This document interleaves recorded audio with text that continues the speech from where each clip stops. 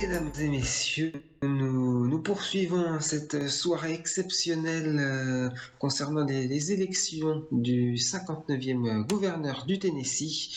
Et pour cette deuxième partie, nous avons le plaisir d'accueillir Madame John Hill. Madame Hill, merci d'avoir accepté cet entretien à NSF News.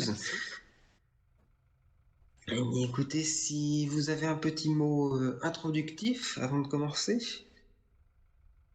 Tout à fait. Je voudrais rappeler à nos concitoyens que cette élection du 59e gouverneur n'est pas une élection classique qui se déroule chaque année. C'est une élection qui, aujourd'hui, a 3 enjeux réels pour notre État. Le premier, le peuple. Il faut que le peuple soit entendu à sa juste valeur. Il faut que les parlementaires, les fonctionnaires d'État, le gouvernement écoutent le peuple. Le deuxième, la sécurité. Il est clairement nécessaire pour nos concitoyens et pour la sécurité du peuple de lutter contre l'insécurité permanente dans notre État. J'y reviendrai, si vous me le permettrez, lors des questions sur mon programme. Le troisième point, le développement. Parce que notre État est un État qui est uni. C'est un État qui est prospère. Un État sur lequel on doit tout miser sur le développement. Tant de nos richesses, tant de nos cultures. Et ça commence dans nos champs, dans nos fermes. Parce que c'est ce peuple. C'est ça la richesse de notre État. Ce n'est pas ce que composent les gens de notre État qui en fait sa richesse. Et c'est ce qui est inscrit dans notre culture depuis des décennies. C'est ça la richesse de notre État. Je voudrais rappeler à nos concitoyens que lorsqu'ils passeront aux urnes, de faire non pas simplement un choix de voter pour un gouverneur, mais de faire le choix pour un avenir qui soit plus sécuritaire et qui puisse permettre à nos concitoyens d'avoir une vie digne de ce qu'ils attendent. Je vous remercie. Pas moins de 35 réformes au sein de votre programme. Pensez-vous que c'est réalisable au sein de votre mandat? Mais tout à fait. C'est le principe même d'une fonction telle qu'elle est. On n'est pas gouverneur pour 5-6 réformes pour des pacotis. On est gouverneur, monsieur, pour le peuple, pour ce qu'il est de notre État.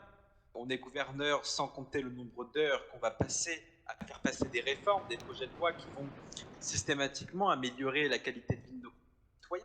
35 réformes, c'est minime, pardonnez-moi, et quand on observe d'autres programmes politiques, je ne vais pas citer les noms de mes opposants parce que je n'ai pas envie de le faire, on observe 50, 60 réformes, des réformes qui sont basées sur quoi? Sur rien du tout. Alors, pardonnez-moi, mais bon, c'est très clairement réalisable. Il est préférable de mettre 35 réformes que d'en mettre 65, 70 et d'en faire que la moitié. Effectivement. Donc nous allons passer au premier point de votre programme, hein, qui est la sécurité.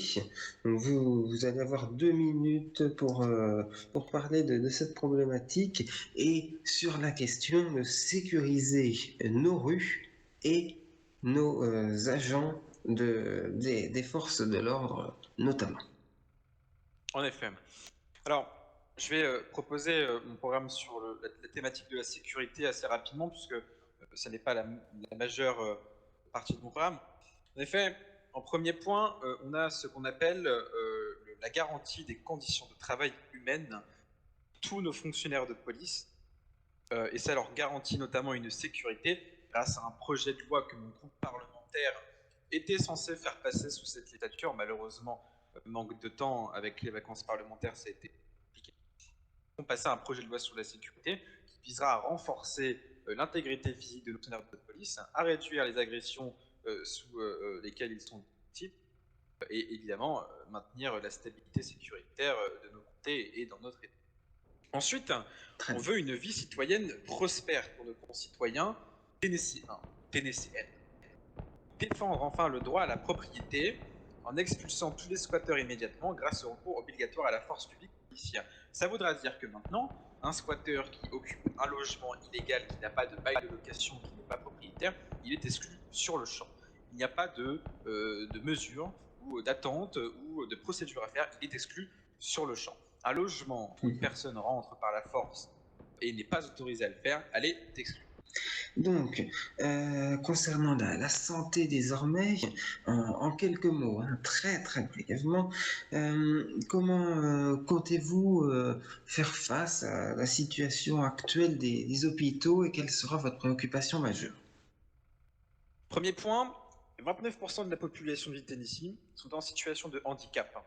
Alors on veut faire une consultation à l'échelle de l'État qui sera organisée sur les moyens mis en œuvre dans le monde professionnel pour accueillir des personnes qui sont en situation de handicap, leur fournir un travail qui soit dédié à leurs compétences personnelles.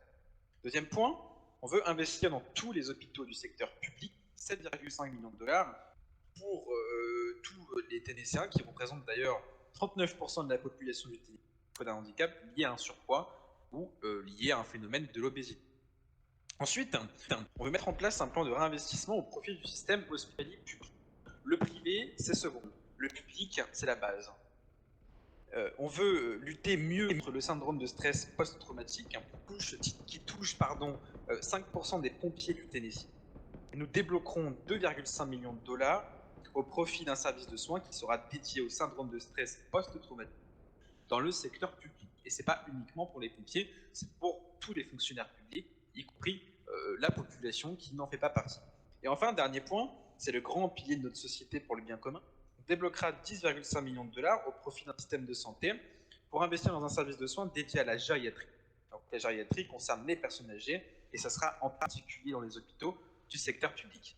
De l'éducation hein, de nos jeunes, comment comptez-vous faire pour éviter d'avoir des jeunes qui finissent dans nos rues à trafiquer de la drogue? Oui, les jeunes, c'est l'avenir. Alors, il faut instaurer un service d'écoute qui sera chargé de trouver des solutions pour les enseignants qui rencontrent des difficultés dans l'exercice de leurs fonctions. Les enseignants, c'est sur eux qu'on peut compter. Il faut trouver des solutions pour eux. Ensuite, on va revaloriser la formation des enseignants. On va leur garantir 6 jours par an dédiés à la formation et une prime de 1 575 dollars annuels pour tous les enseignants qui débutent ou qui ont un certain nombre d'années d'expérience dans leur domaine. D'accord, très bien. Nous allons passer à l'avant-dernière partie de cette interview, celle de la justice. Face aux peines de prison hein, qui sont parfois quasiment inutiles et on retrouve les criminels quelques années après dans nos rues, que comptez-vous faire face à ça? Alors déjà, il faut savoir qu'aucune peine de justice n'est inutile. Simplement qu'une peine de justice ne convient pas forcément à toutes les mêmes personnes. Alors on va investir 19,7 millions de dollars pour équiper 11 prisons d'État d'une équipe d'enseignement technique qui sera chargée d'apprendre un métier aux détenus, une formation professionnelle.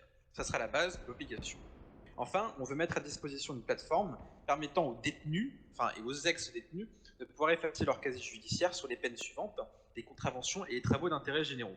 Parce que du moment qu'on a purgé sa peine et qu'on a compris son erreur, on doit être dans la capacité de pouvoir, a fortiori, supprimer son casier judiciaire et donc obtenir une meilleure chance d'insertion à l'emploi. Enfin, on veut supprimer toute possibilité de réduction et d'aménagement de peine, en particulier pour les violences contre les services urgents. Un fonctionnaire public qui se fait agresser, pas d'aménagement de peine, c'est la prison. C'est comme ça et pas autrement. Enfin, les incivilités envers nos institutions sont inadmissibles. Les atteintes à l'intégrité physique de nos fonctionnaires seront sévèrement punies grâce à un projet de loi qui sera présenté dès lors de mon investissement. Nos parlementaires travaillent d'ores et déjà. Et je peux vous assurer que si le projet de loi passe, ça va grandement réformer les sanctions qui sont attribuées aux criminels qui ne respectent pas les lois de notre État. D'accord, très bien. Nous allons passer donc à la dernière partie, celle sur l'environnement. Si ce changement climatique est une réalité, que comptez-vous faire pour éviter d'avoir un désastre au sein de notre État? Je crois qu'en effet, le changement climatique est quand même un phénomène qui touche tous les pays de la planète entière. Je crois qu'on doit on doit avoir une réaction face à ça. Alors nous avons déjà eu une réaction face à ça. On a proposé une loi sur l'environnement qui est passée au début de l'investiture du 58e gouverneur. Cette loi, aujourd'hui, elle protège tous les espaces verts de tout type de pollution.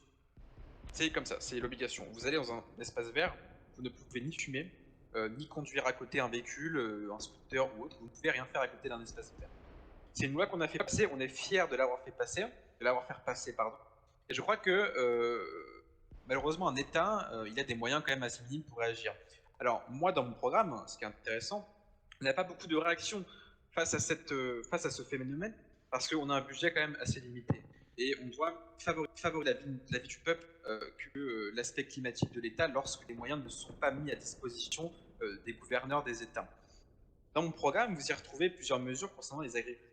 C'est quand même quelque chose qui renseigne un peu l'état climatique du pays, parce que l'agriculture, si on peut l'utiliser plutôt que l'industriel, ça réduit grandement les émissions polluantes des usines. L'industriel, ça provient des usines.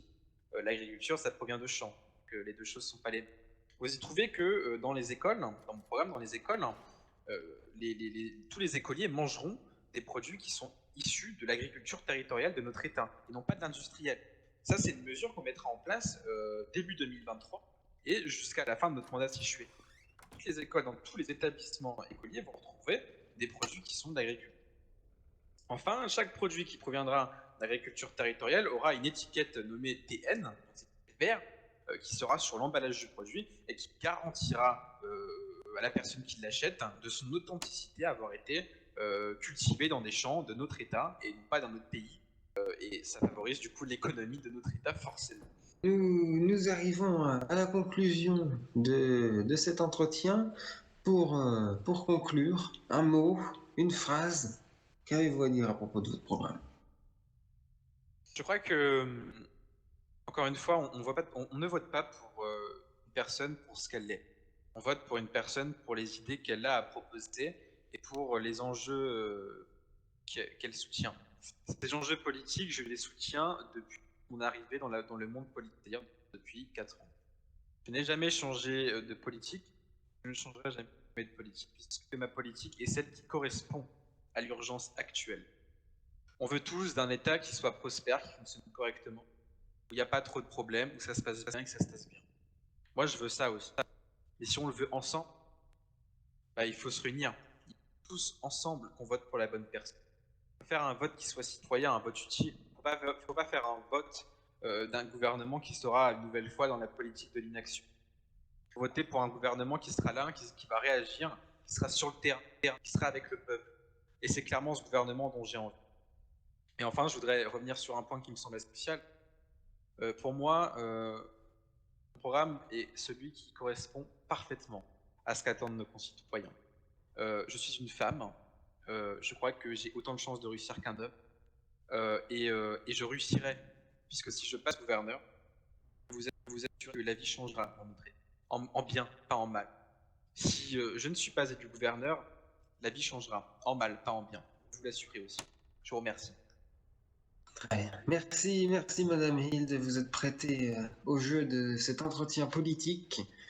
Et merci à vous d'être venu sur ce plateau. C'est moi qui vous remercie. Et nous recroiserons peut-être ultérieurement.